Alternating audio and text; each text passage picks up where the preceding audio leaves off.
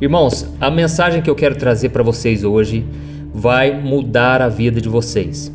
Se vocês colocarem em prática isso que eu vou trazer aqui, vocês nunca mais serão as mesmas pessoas, porque Deus vai cumprir a vontade dele na sua vida. Eu sei que quando a gente chega diante de Deus em oração, muitas das vezes a gente chega com aquela lista, de pedidos, a gente vai apresentando para Deus tudo aquilo que a gente quer que Deus faça por nós, não é assim? A gente está sempre falando: Deus, eu acredito que se o Senhor fizer as coisas dessa maneira, tudo vai ser melhor. Ou então, a gente chega para Deus e fala: Senhor, o Senhor não está vendo que as coisas não estão dando certo? Por que o Senhor não faz desse jeito? Sendo que a Bíblia diz que quem somos nós para darmos conselhos ao Criador? Mas é isso que muitas vezes a gente faz. A gente chega diante de Deus, seja com os nossos pedidos, ou então querendo forçar Deus a realizar a nossa vontade. Só que a Bíblia diz, irmãos, lá em Provérbios capítulo 16, o versículo 1, que o coração do homem faz planos, mas a resposta certa dos lábios vem do Senhor. O que isso quer dizer? Que a gente faz muitos planos e nós temos realmente que fazer planos, mas sempre com a consciência de que os planos do Senhor devem prevalecer. Amém? A resposta certa, a última palavra vem de Deus, porque Deus é soberano, Deus está no controle das nossas vidas. Então nós precisamos ter essa consciência, sabe por quê? Porque senão nós vamos nos frustrar muito. É por isso que tem tanta gente frustrada na sua vida de oração, porque a pessoa quer fazer a vontade dela e Deus, ele quer fazer a vontade dele. E quando a gente olha para o ministério de Jesus, nós percebemos que ninguém teve tanta comunhão com o Pai quanto o próprio Cristo. E você sabe por que Jesus tinha tanta comunhão com o Pai assim? Porque Jesus estava disposto a fazer a vontade do Pai. Jesus, ele não perdia tempo querendo fazer a vontade dele.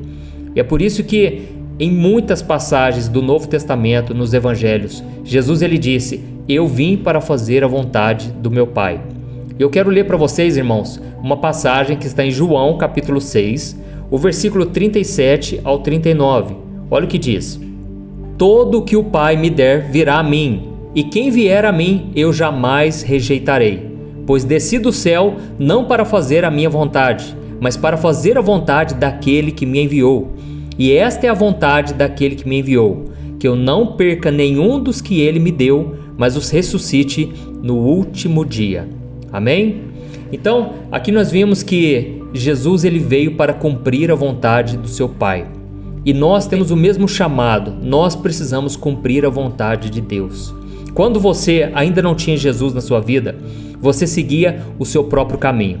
Lá em Isaías capítulo 53, o profeta diz que nós vivíamos como ovelhas desgarradas, que se desviavam do caminho. Então, todos nós estávamos perdidos trilhando o nosso próprio caminho. Mas você tem que entender uma coisa: a partir do momento em que você entregou sua vida para Jesus, que você creu nele como seu Senhor e Salvador, aí você simplesmente morreu para a sua vontade. Você pode sim fazer os seus planos, como eu disse, você pode ter os seus sonhos. E Deus é um Deus que realiza sonhos. Deus, ele faz muito mais do que pedimos ou pensamos, segundo o seu poder que opera em nós. É o que diz a Bíblia, amém? Mas você tem que entender que agora você está trilhando nos caminhos de Deus. É por isso que a gente costuma dizer, quando eu me converti, porque quando você se converte, e o apóstolo Pedro, essa palavra, foi o apóstolo Pedro quem disse, ele disse: convertei-vos e arrependei-vos, para serem cancelados os vossos pecados.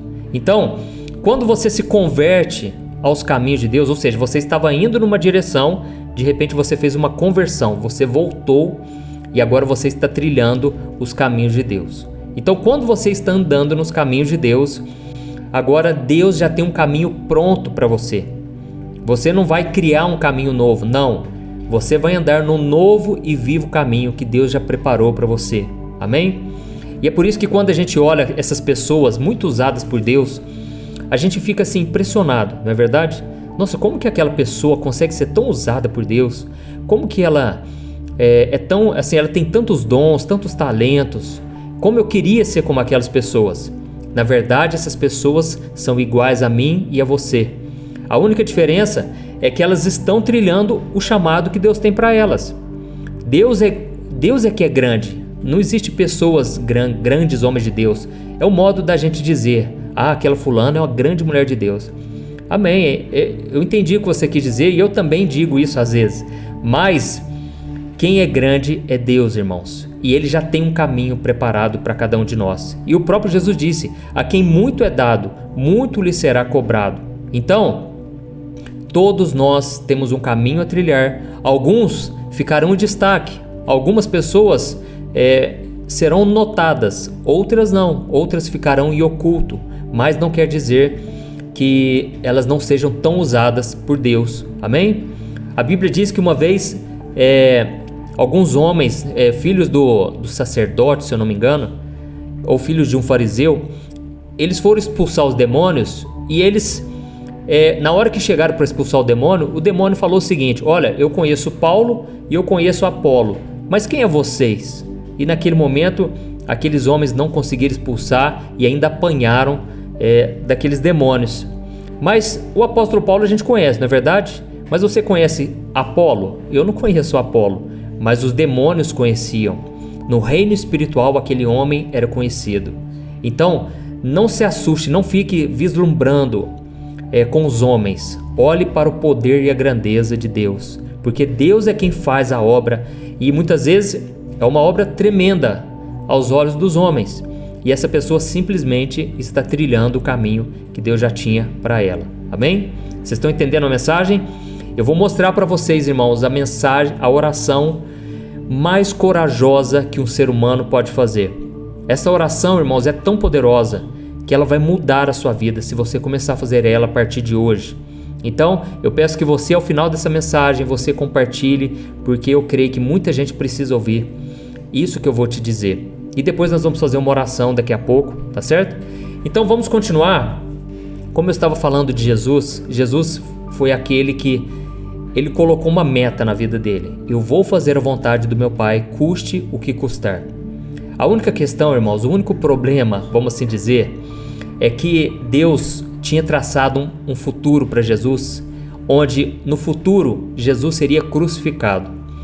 Era um futuro seria de glória, mas antes passaria pela cruz.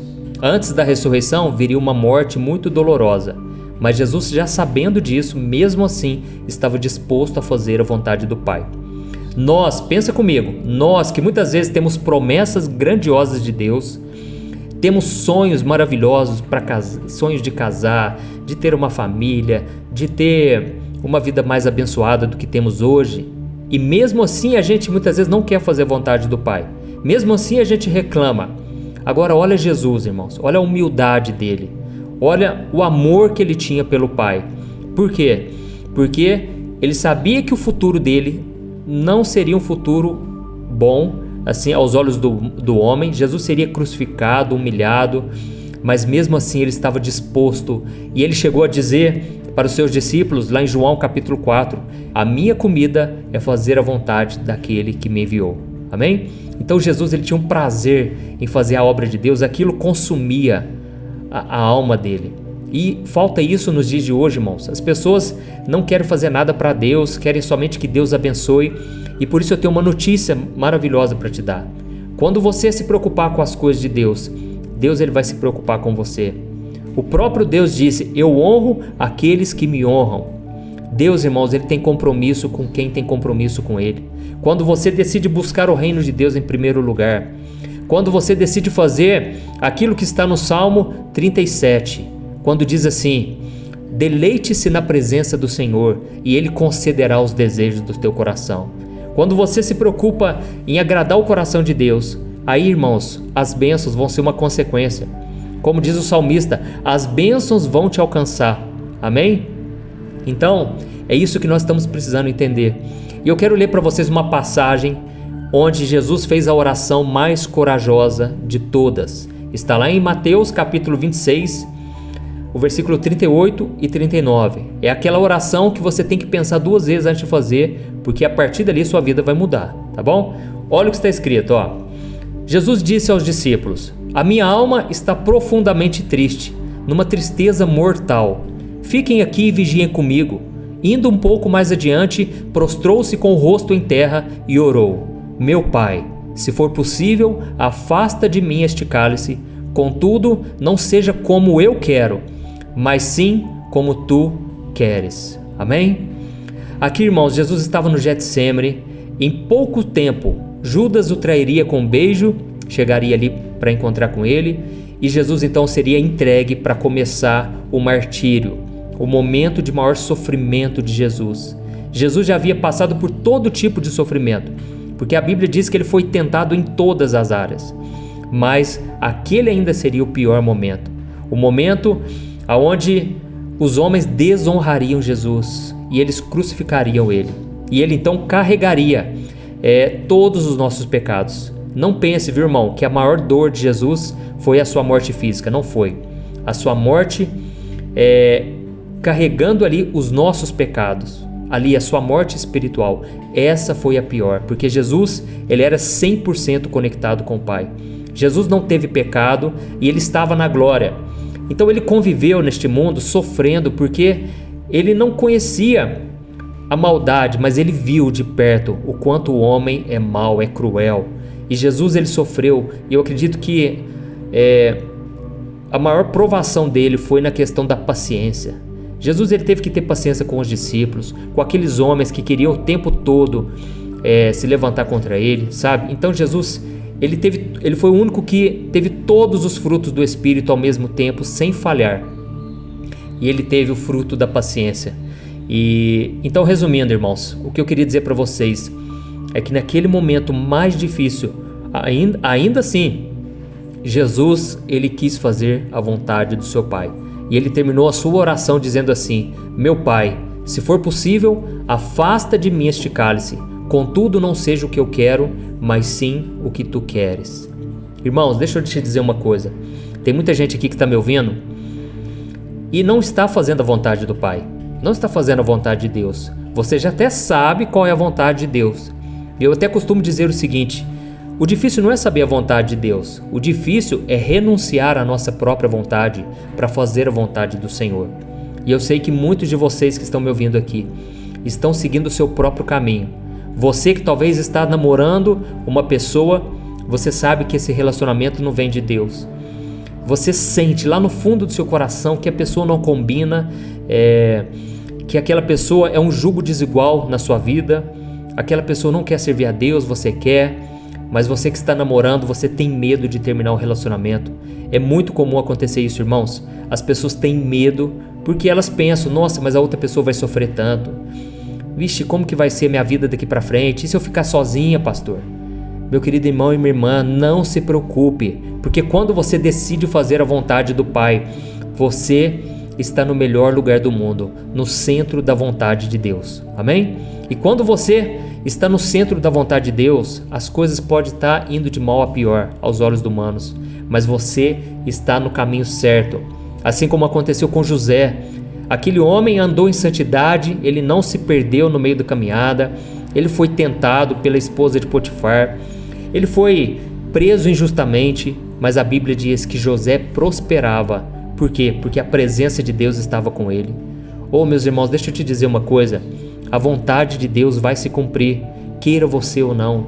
Deus é soberano, mas quanto mais você resistir ao chamado de Deus, aquilo que Ele tem para você, mais você vai sofrer. Nós vemos que José, o que aconteceu? Ele esperou confiantemente no Senhor, como diz o Salmo 40, e Deus o colocou no lugar elevado.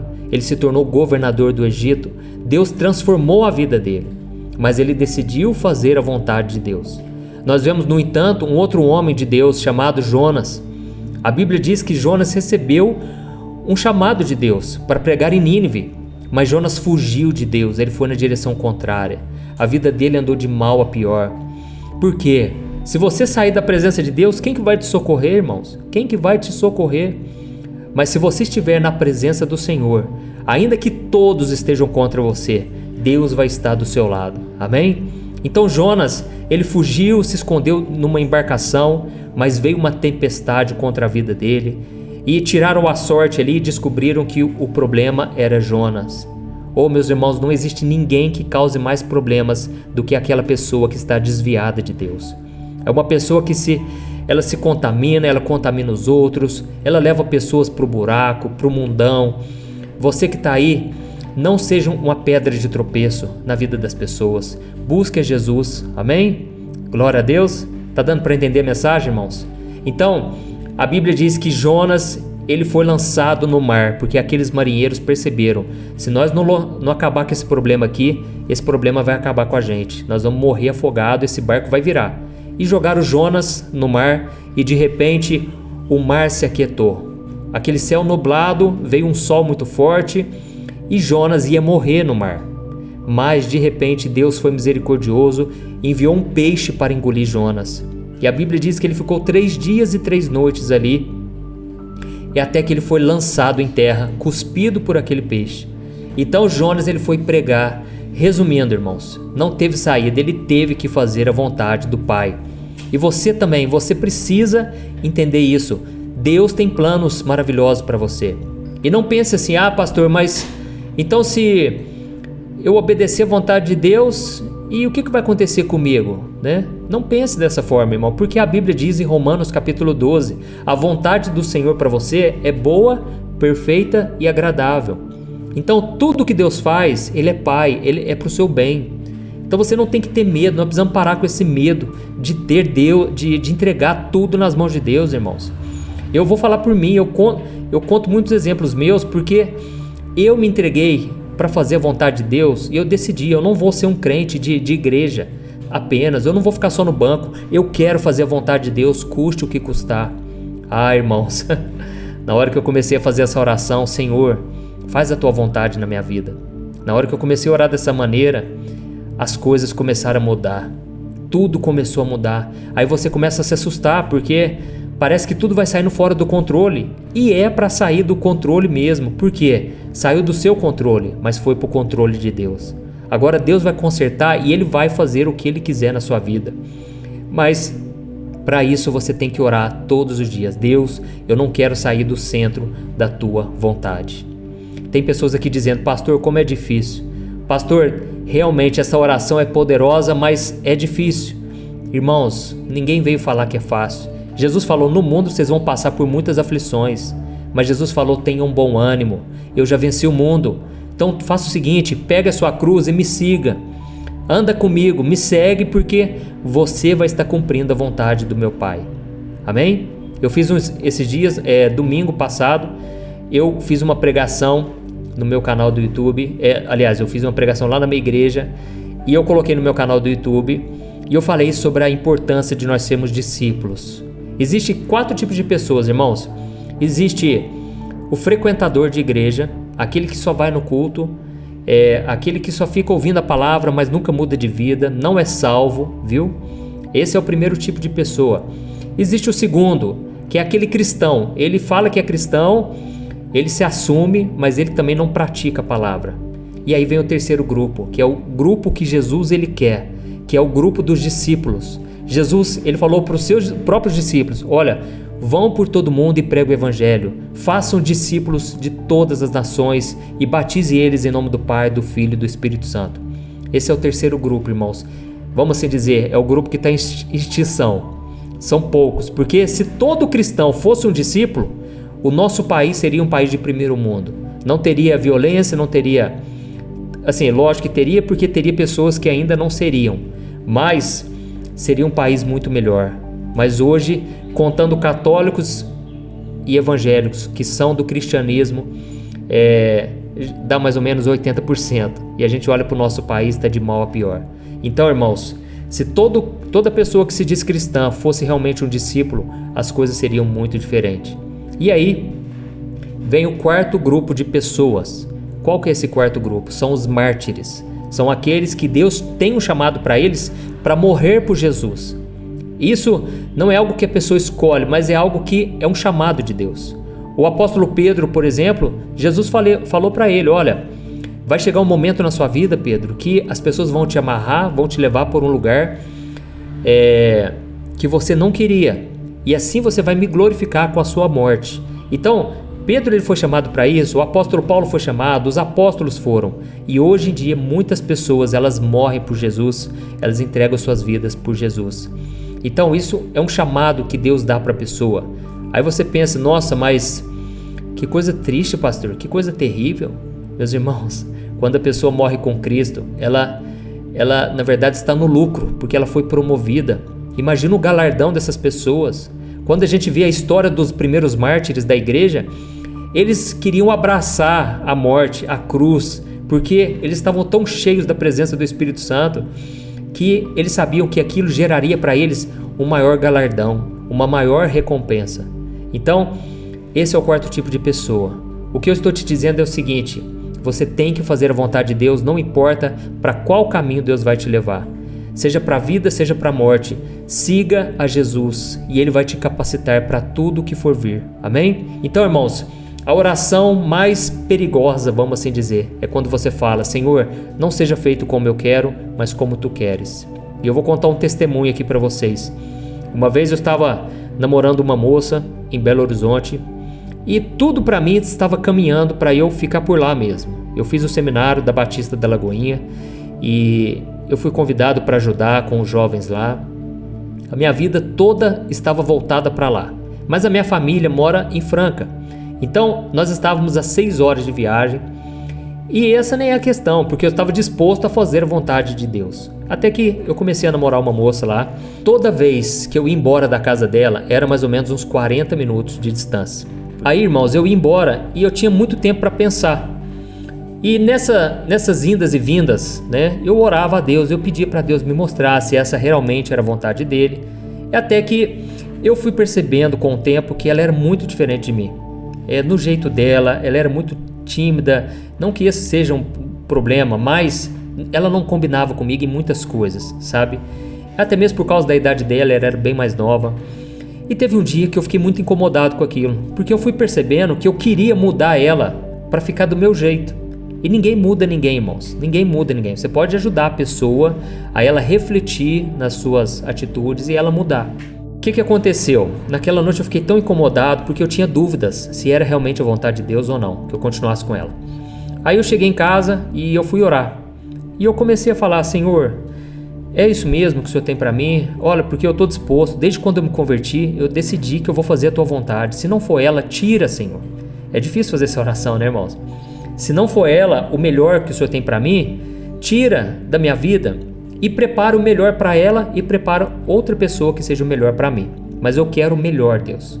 Porque uma coisa eu aprendi, irmãos: o bom é inimigo do melhor. Nós precisamos esperar pelo melhor de Deus. Amém? E o que aconteceu? Naquela oração, que eu fiz a mesma oração de Jesus ali no Getsemane: Senhor, o que eu quero é que dê certo, mas que não seja feita a minha vontade, mas seja a Tua. Naquele momento o Espírito Santo falou muito forte no meu coração: volte para a cidade dos teus pais, volte a morar lá perto deles, porque a bênção que eu tenho para você está lá, a prosperidade, tudo na sua vida está lá. Irmãos, eu fiquei tão feliz com aquilo porque Deus respondeu minha oração. Aí eu virei para ela, para a moça, né, no dia seguinte, e eu contei que eu estava muito feliz porque Deus tinha falado comigo, só que Deus falou para mim que era para eu voltar para a cidade dos meus pais. Até mesmo porque em Belo Horizonte eu não ganhava muito dinheiro, ganhava muito pouco no emprego que eu estava, e eu tinha um sonho, eu tinha vontade de casar. Só que aí ela ficou meio assim e ela falou: se for de Deus, amém, né? Que seja feita a vontade de Deus.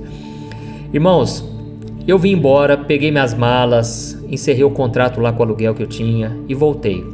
No dia seguinte essa moça me liga e ela falou: é o seguinte, não vai dar, eu vi que namorar à distância não dá certo. Resumindo, ela terminou comigo por telefone. Irmãos, aquilo para mim assim foi um choque. Eu fui pro fundo do poço. Eu não sabia o que é sofrer por amor, mas eu descobri a partir daquele momento. Eu fiquei, sem brincadeira, uns 6 meses, muito mal. Não só por causa do namoro, mas sabe por quê? Eu tinha feito planos. Eu tinha planos para construir minha história lá em Belo Horizonte. E aí, de repente, parecia que tudo veio por água abaixo. E eu fiquei com um grande ponto de interrogação na minha vida, porque, mais uma vez, o meu relacionamento não tinha dado certo. Eu já tinha tido outros relacionamentos. Irmãos, mas Deus é tão bom, Deus é tão perfeito, que o tempo passou e eu percebi que eu estava dependendo demais disso para servir a Deus. E o Espírito Santo começou a falar comigo o seguinte: olha, será que...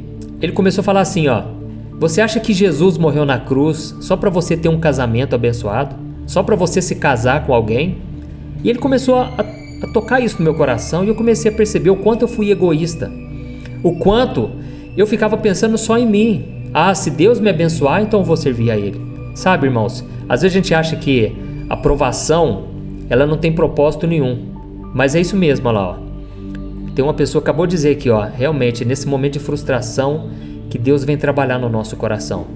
Porque foi nesse momento que Deus começou a moldar o meu coração. É como se Deus colocasse um espelho na minha frente e eu comecei a ver o quanto eu estava errado no meu foco. Porque o nosso foco tem que ser fazer a vontade de Deus, custe o que custar. E aí, depois de 6 meses, eu estava muito mal. E eu não tinha nem vontade de orar, irmãos, para ser sincero. Eu não tinha vontade de ler a Bíblia. Aí eu vim para São Sebastião do Paraíso, que é a cidade onde eu nasci. E nesse acampamento, irmãos, eu vim totalmente assim, livre para que Deus fizesse o que Ele queria. Eu não estava querendo mais relacionamento naquele momento. Eu já tinha definido que eu queria somente a vontade de Deus para mim. Eu tinha voltado para o foco, que é o lugar onde Deus quer que todos nós estejamos, no centro da vontade dEle. Isso foi no acampamento de carnaval. E aí o que aconteceu? Olha como é que é as coisas. Eu estava ministrando louvor e eu sempre gostei muito de cantar e eu sempre ministrei louvor na igreja. Só que eu ministrava, irmãos, com aquela timidez. Eu ministrava porque eu ministrava assim muitas vezes com até a cabeça baixa, sabe? Sem olhar para as pessoas, porque eu estava precisando de cura. Eu não tinha força, eu não tinha vontade de ficar assim liderando o louvor. Até que chegou um dia que ia ter o culto à noite de novo. E de tarde eu fui lá orar. E aí eu fui lá embaixo, assim, na parte onde tinha muita árvore, né? Muita natureza. E eu dobrei meu joelho e comecei a falar com Deus. Eu falei: Deus, meu coração está muito triste, eu não estou conseguindo sentir a Tua presença, meu coração está muito frio. E eu comecei a abrir o meu coração. E aí quando eu terminei a oração, eu fui subir de volta para o acampamento, porque a gente ia tomar banho para começar o culto. E aí foi naquele momento que um moço veio correndo atrás de mim. E ele falou: ô moço, deixa eu te falar, eu não te conheço, mas eu estava ouvindo a sua oração. Eu estava numa rede ali, descansando, e eu vi você orando. E eu percebi que você é um homem muito de Deus. E você é um cara muito de Deus. Eu senti muita presença de Deus na sua oração. E eu queria te falar uma coisa. Quando você for ministrar o louvor, faz o seguinte: seja ousado. Comece a ministrar com ousadia, porque Deus vai te usar. Irmãos, aquilo eu guardei no coração, mas eu pensei: eu não consigo ser esse tipo de pessoa. Eu gosto de ministrar bem calmo, do meu jeito, né? Só sei que o culto começou à noite, eu fui ministrar o louvor e eu fiquei com aquela pressão: nossa, eu tenho que ser ousado, Aí aquilo me travou, irmãos. Só sei que quando eu comecei a ministrar, ministrei normalmente, tímido ainda, até que a luz, irmãos, apagou. De repente caiu a energia, somente o áudio dos microfones funcionou. E foi naquela hora que eu fechei meus olhos e falei: Espírito Santo, se o Senhor tem uma obra na minha vida, fala através de mim agora. Em pensamento, irmãos, foi coisa muito rápida. E na hora eu comecei a ministrar. E eu comecei a falar de Deus. E eu comecei a pregar, porque estava tudo escuro, ninguém estava me vendo. Irmãos, na hora que a luz voltou, as pessoas estavam assim, cheias da presença de Deus. A unção do Espírito Santo visitou a gente ali. Irmãos, as pessoas vieram me abraçar, eles estavam sentindo a glória de Deus. E aquele acampamento, muitos jovens estavam dispersos, não queriam saber de buscar a Deus. Até que, de repente, todo mundo queria uma vigília. Todo mundo queria buscar Deus numa vigília. Não, o fogo de Deus desceu aqui e foi aquela coisa maravilhosa. E quem eles colocaram para dirigir a vigília? Eles me colocaram para dirigir. E aí eu cheguei lá, de repente tinha uns 70 jovens, irmãos. Aqueles jovens que antes estavam todos frios, de repente eles estavam ali querendo receber uma oração, orar, né? E eu estava lá para liderar a vigília. Eu não sabia nem por onde começar. E eu com o coração ainda triste, eu estava machucado. De repente eu falei: irmãos, vamos fazer o seguinte, cada um dá a mão aí, vamos nos dar as mãos e vamos começar a orar. E aí começou o pessoal a orar e eu muito triste, até que veio um homem na minha direção e ele começou a orar por mim. E ele começou então a orar em outras línguas. E eu comecei a sentir a presença de Deus, mas eu estava tão mal, irmãos, que eu comecei a falar: Senhor, tem misericórdia de mim. Deus, o Senhor está vendo o que eu passei nesses últimos tempos. Eu fui para o fundo do poço. Fala comigo agora. Irmãos, foi naquela hora que eu coloquei a última fé que eu tinha, sabe? Eu coloquei toda a minha esperança ali. E Deus começou a falar comigo, irmãos. Esse homem não me conhecia, não sabia de nada do que eu estava passando. Ele chegou aqui no meu ouvido e ele falou: meu filho, foi eu que te trouxe de lá. Irmãos, na hora que eu ouvi isso, essas palavras de Deus, aquilo me tocou tanto. Aquilo me encheu tanto da presença de Deus. E eu comecei a chorar e foi vindo uma cura interna, uma libertação, porque eu fiquei maravilhado. Como é que Deus falou isso comigo? Porque eu achava que era eu que tinha tomado a decisão errada, que eu que tinha feito escolhas erradas. E Deus falou: foi eu que te trouxe de lá. E esse homem começou a orar em línguas e começou a interpretar. E ele falou: eu te trouxe de lá porque eu tenho uma obra para você nessa cidade. Eu tenho um ministério muito grande para você. E eu vou começar a restaurar todas as áreas da sua vida, inclusive a área sentimental. Irmãos, naquele momento, a minha vida mudou. Naquele momento, eu vi a resposta para as minhas perguntas mais profundas. No dia seguinte, irmãos, quem que já estava lá no acampamento e Deus começou a me mostrar? A vida da Thaís. A Thaís, hoje eu sou casado com ela, nós temos 2 filhos lindos e a partir dali Deus começou a restaurar minha vida. A Thaís, no começo, ela nem tinha interesse, ela não queria relacionamento. Eu também não queria relacionamento com moças mais novas, eu queria alguém mais velho que eu ou da mesma idade. Irmãos, o que eu quero dizer para vocês é o seguinte: quando você está disposto a fazer a vontade de Deus, você fica mais próximo do milagre do que você imagina. Jesus disse lá em Lucas capítulo 18 que o Pai, ele tem pressa em abençoar os seus filhos que clamam a Ele dia e noite, que oram de acordo com a vontade dEle. A partir dali, irmãos, passou uma semana, aliás 2 semanas, eu comecei a ministrar para os jovens, eu comecei a pastorear os jovens da minha igreja. O tempo foi passando e depois eu tive uma decepção naquele ministério e pessoas chegaram para mim e disseram o seguinte: olha, você não tem chamado para pastor, suas pregações são muito chatas, ninguém aguenta ouvir suas pregações. Irmãos, aquilo foi um balde de água fria. Eu já contei esse testemunho algumas vezes, mas a partir daquela frustração, como eu disse, a nossa vida não é um mar de rosas. Nem tudo vai dar certo, nem tudo vai sair do nosso jeito, mas vai ser do jeito de Deus. Aquela porta se fechou, irmãos. Eu fiquei 2 semanas sem querer voltar na igreja. Eu fiquei 2 semanas com o coração ferido novamente, mas foi preciso acontecer isso, porque a Bíblia diz que Deus, quando alguém está conectado com Jesus, Ele poda aquela árvore para que ela dê mais frutos ainda. Ele poda aquele galho, Ele corta para que comece a brotar novos frutos. Irmãos, 2 semanas depois que eu estava frustrado, o Espírito Santo falou comigo, muito forte. Ele disse assim: as pessoas não querem te ouvir na igreja? Comece a pregar na internet. Crie uma página no Facebook, porque lá na internet as pessoas vão te ouvir. E eu tenho muitas almas que eu vou resgatar para mim lá. Irmãos, foi uma coisa tremenda, foi uma experiência maravilhosa. O que aconteceu? Hoje eu estou aqui falando para vocês. Ao todo já são quase 15 milhões de seguidores. E o que eu posso dizer é o seguinte: eu estou apenas trilhando o caminho que Deus tem para mim. Deus também tem um caminho para você. Não vai ser um caminho fácil. Não vai ser um caminho onde tudo vai dar certo, onde você vai ter todas as respostas, mas você tem que obedecer. Assim como Deus chamou Abraão, Ele não falou para onde Abraão deveria ir. Ele só disse: saia do meio dos seus parentes, eu vou te mostrar uma terra.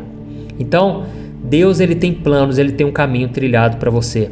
Basta você querer ou basta você resistir. Quanto mais você resistir, mais você vai sofrer. E como saber, pastor? Talvez você esteja se perguntando: pastor, mas como que eu posso saber qual é o caminho que Deus tem para mim? Meu irmão, eu não tenho a resposta. Mas Deus, Ele vai cumprir. Ele vai te direcionar para aquilo que Ele tem para você. Basta você orar nesse sentido todos os dias. Senhor, que não seja feita a minha vontade, mas seja a tua. E tem que ser de coração, irmãos. Mesmo que Deus tire, mesmo que Deus mude tudo na sua vida, Ele vai te conduzir ao caminho perfeito, que é o caminho da vontade dEle. Amém? Glória a Deus. Aleluia. Irmãos, agora eu quero orar por você. Eu quero fazer uma oração pela sua vida. Você que entendeu esta mensagem. Se o Espírito Santo está falando com você, eu quero te dizer, é a melhor oração que você pode fazer. É a mais difícil, é a mais corajosa, é a mais perigosa, porque você vai sair da sua zona de conforto, mas é a melhor oração que você pode fazer. Porque, irmãos, essa vida passa muito rápido. Nós não temos outra saída a não ser cumprir o chamado de Deus. Você pensa que é fácil ser pastor? Eu vejo assim, muita gente já falou para mim, pastor, mas quando a gente fala que você é muito usado por Deus, você só fala amém, glória a Deus, você não fica se exaltando. Irmãos, só quem está no ministério sabe o fardo que é. Então, a gente tem que estar muito conectado com Deus, mas vale muito a pena, irmãos, porque todo dia, quando eu acordo de manhã, eu gravo as orações, eu gravo as mensagens, o meu coração se enche, o Senhor Jesus, Ele me renova, e Ele disse que o fardo dele é um fardo suave, o jugo dele é suave, entendeu? Então, é bom, é um fardo, não deixa de ser um fardo, mas é suave, é prazeroso, glória a Deus. Então, irmãos, agora eu quero orar pela sua vida, e eu quero te dizer, faça esta oração junto comigo, amém? Vamos orar, se você puder, feche os teus olhos e vamos falar com o Senhor. Senhor, meu Deus e meu Pai, eu quero te louvar por este momento.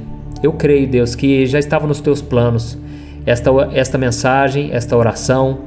Eu creio que essa pessoa que chegou aqui, Pai, ela não chegou à toa. O Senhor já tem planos para ela. O Senhor já tem um caminho trilhado, um caminho para se trilhar. Deus, eu te peço agora, Pai, que essa pessoa se entregue totalmente, sem reservas, porque vale muito a pena fazer a tua vontade. Deus, não há nada melhor neste mundo do que resistir à nossa carne para fazer a tua vontade. Não há nada melhor do que renunciar às nossas vontades para fazer a tua, Senhor. Oh, meu Deus, eu te peço que o Senhor levante pessoas agora que estavam afastadas. Essa pessoa que hoje não está conseguindo vencer o pecado, Pai, é porque ela não está cumprindo, não está fazendo a tua vontade. E no momento em que ela decidir seguir os teus caminhos, o Senhor vai dar todas as condições para ela vencer o pecado, para ela ser sustentada, suprida em todas as necessidades dela. Oh, meu Deus, eu te peço que o Senhor levante discípulos aqui, Pai. Não apenas pessoas salvas, pessoas que vão morar no céu, mas pessoas que seguem a Jesus todos os dias. Em nome de Jesus, meu Pai, eu te peço, cura as feridas, Pai. Há tantas pessoas aqui feridas na alma, machucadas. Tantas pessoas, Deus, enviando seus comentários, clamando, Pai, porque estão feridas na alma, estão sofrendo, estão no fundo do poço, foram traídas, abandonadas, as coisas não deram certo. Senhor, eu creio que o Senhor pode mudar a chave, o Senhor pode mudar qualquer circunstância da noite para o dia. Assim como o Senhor fez com José, meu Pai. Num dia ele estava prisioneiro, no outro dia, governador do Egito. Pai, um dia eu estava ferido e machucado, no outro dia eu estava vivendo os planos do Senhor para mim. Eu te peço, ó Deus, a mesma obra que o Senhor fez na minha vida, faz na vida dos meus irmãos. Eles estão renunciando, Pai, à vontade deles para fazer a tua. Eu te peço que a partir de agora o Senhor derrame do teu Espírito Santo, que a unção poderosa de Deus venha capacitá-los, para que eles não venham voltar mais àquela zona de conforto, a viver do seu jeito, do seu modo, mas que eles venham trilhar os teus caminhos, ó Deus. Em nome de Jesus que eu oro e te agradeço. Amém. Glória a Deus.